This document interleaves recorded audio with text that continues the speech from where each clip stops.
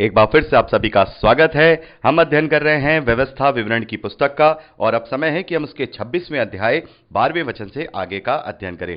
मेरे प्यारे भाई बहनों, पिछली रिकॉर्डिंग में हम बात कर रहे थे कि मसीह विश्वासी अपना दान कैसे निकाल सकते हैं। तो मैं आपको केवल यहां एक पैटर्न की सलाह के रूप में दे रहा हूं। यह कोई आदेश नहीं है, ना ही यह कोई दबाव है कि आपको ऐसा ही करना है, क्योंकि मसीह विश्वासी हर एक प्रकार से आजाद हैं। वो दान देने में भी आजाद हैं। वो चाहे तो अपनी कमाई का पहला हिस्सा दें, वो चाहे तो अपनी कमाई का पूरा हिस्सा दें, आधा दें, 10वां दें, 5वां दें, ये उनकी मर्जी है। ये कोई अब उन पर कंपल्शन नहीं है कि उन्हें 10वां ही 10वां देना है।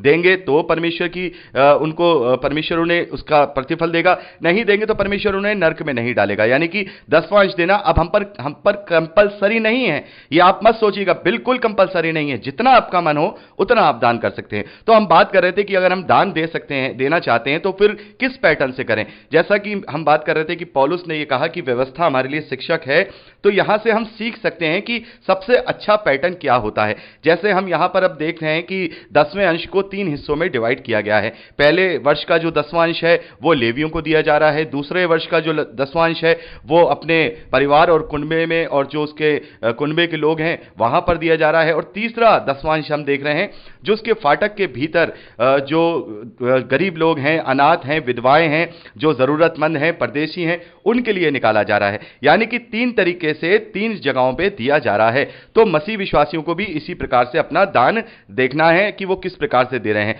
मान लीजिए अगर आप 100 रुपए चाहते हैं कि मैं 100 रुपए हर महीने मैं 100 रुपए अपनी कमाई में से दूंगा, तो आप इस पैटर्न को अपना सकते हैं। यदि आप ज्यादा दान दे रहे हैं, मान लीजिए कि आपका सोच रहे हैं मैं 5,000 रुपए देना चाहता हूं, तो आप इस प्रकार से अपने दान को डिवाइड कर सकते हैं कि आप एक हिस्सा यानी 33%, यानी 100 रुपए में से 33 रुपए आप चर्च और कलीसिया के लिए रख सकते हैं।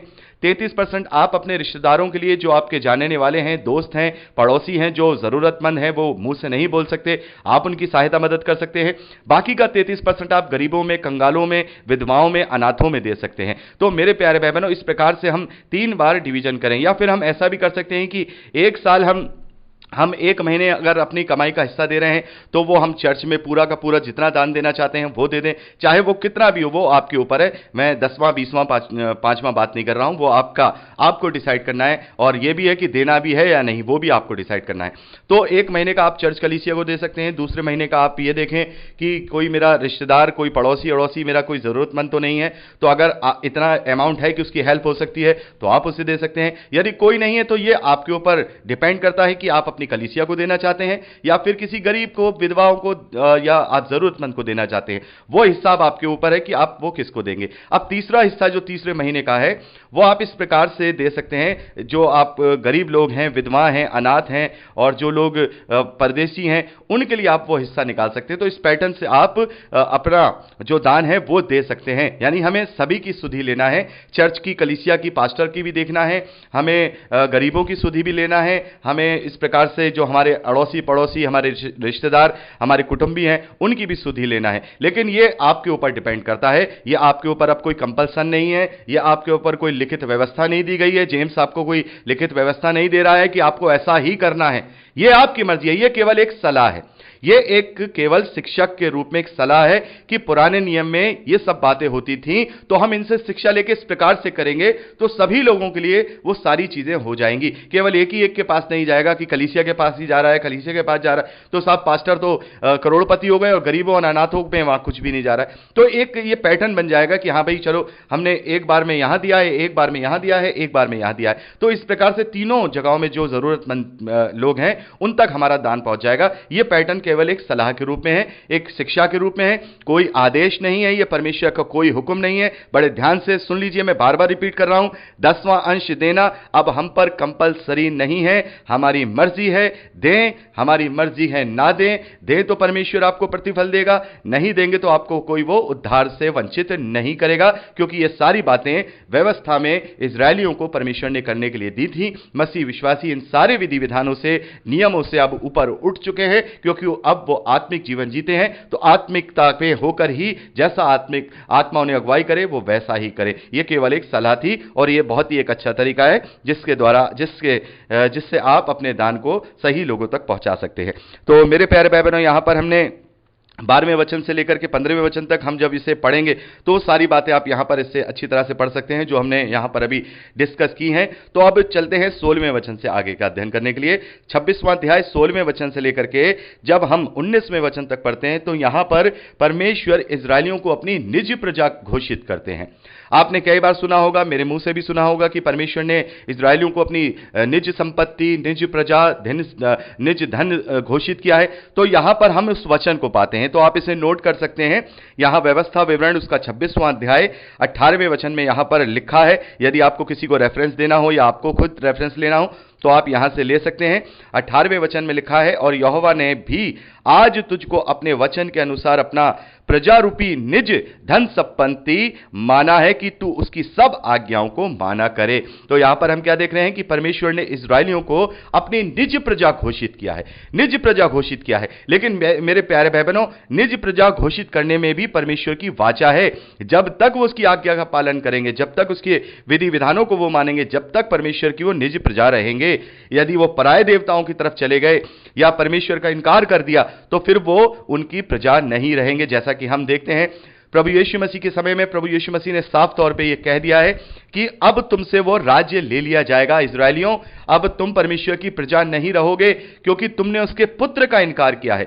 उसकी प्रजा केवल वही होगा जो अब मुझ पर विश्वास, यानी प्रभु यीशु मसीह कहते हैं कि अब परमेश्वर का निज भाग, निज प्रजा, निज संपत्ति वो होंगे जो मेरे पीछे चलते हैं। चाहे वो यहूदी हो, चाहे वो इस्राएली हो, चाहे वो गैर यहूदी हो, चाहे वो कोई भी हो, उन्हें विश्वास करना जरूरी है। विश्वास के बिना अब वो इब्राहिम की प्रतिज्ञा के वंश के वारिस नहीं बन सकते हैं। भले ही वो शारीरिक रूप से इब्राहिम के वंश के हों, चाहे वो याकूब के वंश के हों, चाहे वो इस्राएली हों, चाहे वो यहूदी हों, बिना प्रभु यीशु मसीह के अब वो परमेश्वर की प्रजा नहीं बन सकते हैं। उस वक्त परमेश्वर ने अपने प्रयोजन के लिए इस्राएलियों को अपनी निज प्रजा घोषित किया था। लेकिन अभी हम आगे पढ़ेंगे शमूएल में, पहले शमूएल की पुस्तक में पढ़ेंगे कि वहां पर हम देखेंगे कि इस्राएलियों ने अपने लिए राजा को मांगा है। जैसे हमने देखा व्यवस्था में ही परमेश्वर ने मूसा के द्वारा ही पहले ही बता दिया है, यदि कोई इस्राएली जब कभी राजा की डिमांड करें तो उनकी क्या क्या नियम हो, वो नियम पहले ही बता दिए हैं। हमने पढ़ा कि परमेश्वर जानता था कि इस्राएली आगे बढ़कर,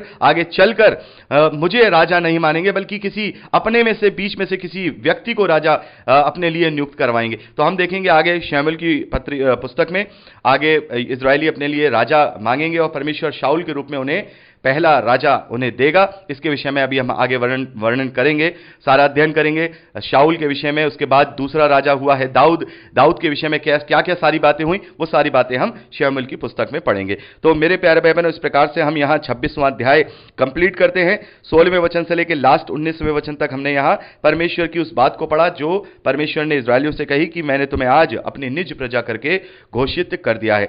तो अब चलते हैं 27वें अध्याय की ओर। 27वें अध्याय पहले वचन से लेकर के जब हम 10वें वचन तक पढ़ते हैं तो यहां पर परमेश्वर इस्राएलियों से कहते हैं कि जब तुम उस प्रतिज्ञा के देश में जाओ तो वहां पर जो ये मैंने तुम्हें जो नियम, कायदे, विधि, विधान, व्यवस्था की बातें दी हैं, इन्हें तुम बड़े बड़े पत्थरों को खड़ा करके उन्हें चूना पोतना और उस पर लिख लेना, ताकि तुम इन्हें याद कर सको, इन्हें देख सको, इनको कर लेना। लेकिन मेरे प्यारे भाई बहनों, यहां पर हम देखते हैं कि इस्राएलियों ने ये सब बातें की, लेकिन जैसा कि पौलुस कहते हैं कि वो जो शारीरिक व्यवस्था थी, जो आत्मिक थी, लेकिन उसे जो आत्मिक व्यवस्था थी उसको यहूदियों ने शारीरिक बना दिया। तो यहां पर हम देखते हैं कि परमेश्वर ने तो ये सब बातें इसलिए कही ताकि बड़ी बड़ी बातें वो पढ़ेंगे तो अपने जीवन में लागू करेंगे, लेकिन उन्होंने केवल इसे आडंबर बना लिया कि पढ़ना है लेकिन जीवन में लागू नहीं करना है। तो प्रभु यीशु मसीह ने भी इसी बात को मत्ती के सुसमाचार में कहा है, हे कपटी शास्त्रियों फरीसियों, तुम पुदीने, सौंफ का और जीरे का दसवांश तो देते हो, लेकिन तुमने व्यवस्था की गंभीर बातों को भुला दिया है।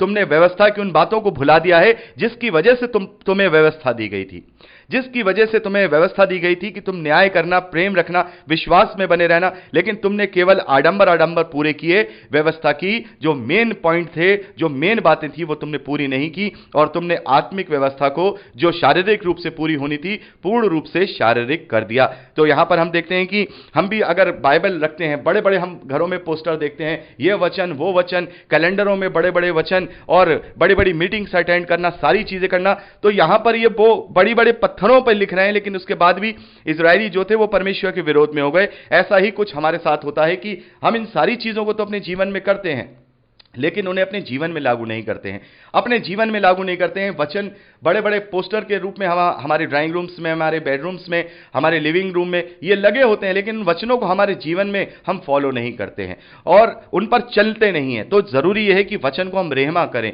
वचन को हम जीवांत करें अपने अंदर, वचन को जीवित करें, क्योंकि वचन जब तक कागज पे लिखा हुआ है वो साधारण है, लेकिन जब वो वचन हमारे जीवन में जीवांत होता है, जीवित हो जाता है, तब वो रहमा हो जाता है, तब वो परमेश्वर का जीवित वचन होता है, वो हमारे जीवन में जब लागू होता है। तो यहां पर इस प्रकार से हम 27वें अध्याय पहले वचन से लेकर 10वें वचन तक इस बात को पढ़ सकते हैं कि परमेश्वर ने किस प्रकार की आज्ञा दी है, और आप इसे जरूर पढ़िएगा। मैं आपको ओवरऑल तरीके से बता रहा हूं, तो यह ना हो कि आप ना पढ़ें, समय निकाल के जरूर इन्हें पर्सनली रूप से पढ़ लीजिएगा।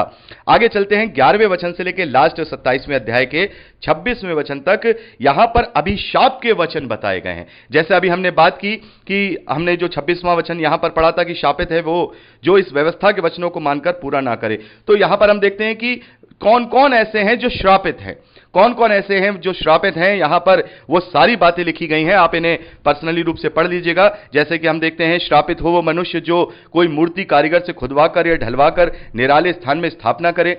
श्रापित है वो जो अपने माता पिता को तुच्छ जाने। श्रापित है जो दूसरे की सीमा को हटाए, यानी कि दूसरे का हक मारे। तो ये सब श्रापित लोग हैं। लेकिन इसमें जो मेन बात है जिसके विषय में हमने बात करनी है वो 26वां वचन है।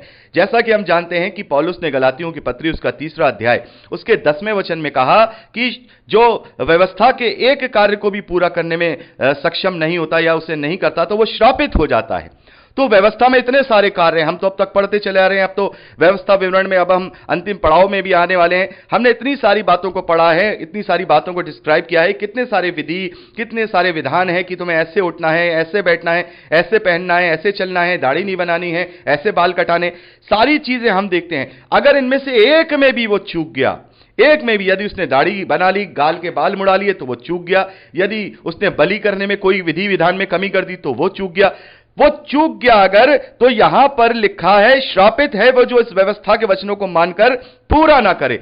यानी कि व्यवस्था क्या लाती है, पौलुस ने हमें यही बात वहां पर समझाई है। उन यहूदियों को वो वहां समझा रहे थे कि भाई जो व्यवस्था तुम्हें श्रापित करती है उसके पीछे नहीं, बल्कि जो तुम्हें प्रेम की व्यवस्था प्रभु यीशु मसीह के द्वारा मिली है उसके पीछे जाओ। वो तुम्हें श्रापित नहीं करती, वरन वो तुम्हें उद्धार देती है, वो तुम्हारे पापों को ढांप लेती है, वो तुम्हारे पापों का छुटकारा देती है। प्रभु यीशु मसीह के लहू के द्वारा हमारे पापों का अनंत काल के लिए छुटकारा हमें मिला है, अनंत काल के लिए। तो यहां पर हम देखते हैं कि ये सारी व्यवस्था जो है अगर हम इन्हें फॉलो करेंगे तो हम श्रापित बन सकते हैं।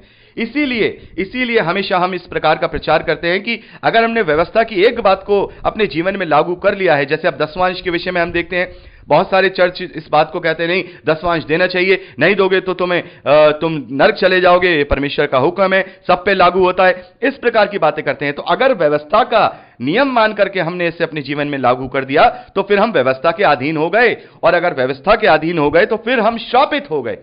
तो दसवांश हमें किसी से यह नहीं है कि हमें देना ही देना है, नहीं, यह कंपलसरी नहीं है। हां, हम दे सकते हैं कि भाई परमेश्वर ने कहा था, इब्राहिम ने दिया था, तो एक अच्छा पैटर्न है, एक परफेक्ट पैटर्न है, हम दे सकते हैं, हमारा मन है दसवां देने के लिए। तो प्रभु यीशु मसीह क्या कहते हैं, तू अपना सब कुछ दान कर देगा और कंगालों को दान कर दे। प्रभु ने तो हमें यही सिखाया ना कि तू सब कुछ अपना बेचकर कंगालों को दान कर दे, तभी तू सिद्ध हो पाएगा। हमने उस जवान के विषय में मत्ती के सुसमाचार 19वें अध्याय में पढ़ा है। तो मेरे प्यारे भाई बहनों, यहां कहने का तात्पर्य यह है कि हमें ये सारी बातें हम यहां जो पढ़ रहे हैं, पुराने नियम में ये जो पढ़ रहे हैं, एक जानकारी के लिए पढ़ रहे हैं, शिक्षा के लिए पढ़ रहे हैं। हम इनसे समझ रहे हैं कि परमेश्वर ने क्या योजना बनाई, कैसे कैसे वो योजना पूरी हुई, हम इन सबको देख रहे हैं, समझ रहे हैं, ताकि हम विश्वास में प्रबल हो सकें। इसलिए नहीं पढ़ रहे हैं कि ये सारी चीजें हम अपने ऊपर लागू कर ले। अगर हम अपने ऊपर लागू कर लेंगे तो यहां लिखा है कि श्रापित है जो इस व्यवस्था के वचनों को मानकर पूरा ना करे। तो व्यवस्था हमारे लिए नहीं है, लेकिन व्यवस्था की कुछ बातें जो हम कहेंगे मॉरल हैं, नैतिक हैं, वो हम अपने जीवन में लागू करके परमेश्वर के ग्रहण योग्य बन सकते हैं। और बहुत सारी ऐसी भी चीजें मेरे प्यारे भाई बहनों, जैसा कि हम पहले भी बात कर चुके हैं, खाने पीने की चीजें जो यहां व्यवस्था में बताई गई हैं, हम उससे अगर परहेज भी करेंगे तो वो भी हमारे लिए शारीरिक रूप से लाभ करेगा, लेकिन आत्मिक रीति से कुछ भी लाभ नहीं होने वाला है। हमारा आत्मिक रीति से लाभ केवल तभी होगा जब हम नैतिक बातों को अपने जीवन में, जो प्रभु यीशु मसीह ने और बड़ा चढ़ा करके हम पर लागू करती हैं, अपने जीवन में हम लागू करेंगे, तभी हम परमेश्वर के सच्चे तरीके से ग्रहण योग्य बनने पाएंगे। तो यहां पर हम अभिशाप के वचनों को पढ़ते हैं और मेन बात हमने यहां पर लास्ट 26वें वचन की कर ली कि श्रापित हो वह जो इस व्यवस्था के वचनों को मानकर पूरा ना करे। तो मेरे प्यारे भाई बहनों, यहां पर हमने 27वां अध्याय लास्ट 26वें वचन तक पूरा कंप्लीट कर लिया है।